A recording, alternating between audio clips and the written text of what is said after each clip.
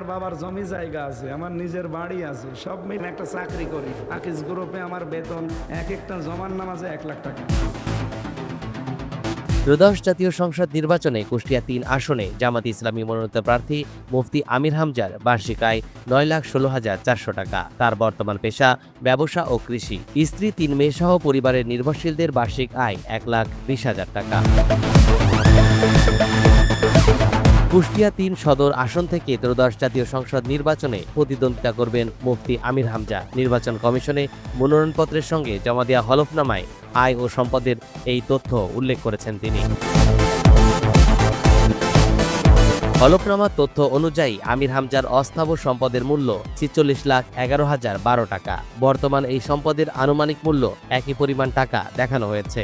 এর মধ্যে তার কাছে নগদ আছে 2,45,170 টাকা। ব্যাংক ও আর্থিক প্রতিষ্ঠানে তার নামে জমা আছে 12,40,842 টাকা। এর বাইরে তার মালিকানাধীন মোটরযানের মূল্য 25,25,000 টাকা এবং ইলেকট্রনিক পণ্য ও আসবাবের উপহার মূল্য 6 লাখ টাকা। বৈধ হয়েছে, আমরা আবার শুকরিয়া আদায় করছি, আলহামদুলিল্লাহ।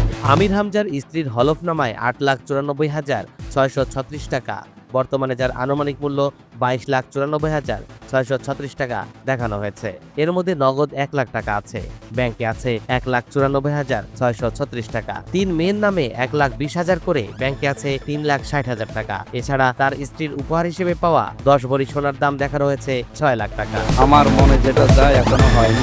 স্থাবর সম্পদের মধ্যে আমির হামজার কৃষি জমি আছে 0.7831 একর, যার অর্জনকালীন দাম 11,47,600 টাকা। ভবন আবাসিক বা বাণিজ্যিক, যার মূল্য দেখিয়েছেন 84,36,590 টাকা। বাড়ি বা অ্যাপার্টমেন্ট রয়েছে 20 লাখ টাকার। সব মিলিয়ে আমির হামজার স্থাবর সম্পত্তির মূল্য দেখানো হয়েছে 1,75,84,190 টাকা। আমির হামজা নিজের সর্বশেষ আয়কর রিটার্নে আয়ের পরিমাণ দেখিয়েছেন 8,61,400 টাকা আর সম্পদ দেখিয়েছেন 1,57,29,360 টাকা। এর বিপরীতে তিনি আয়কর দিয়েছেন 54,960 টাকা। আমির হামজা ও তার স্ত্রীর নামে কোনো ঋণ নেই। তার শিক্ষাগত যোগ্যতা স্নাতকোত্তর।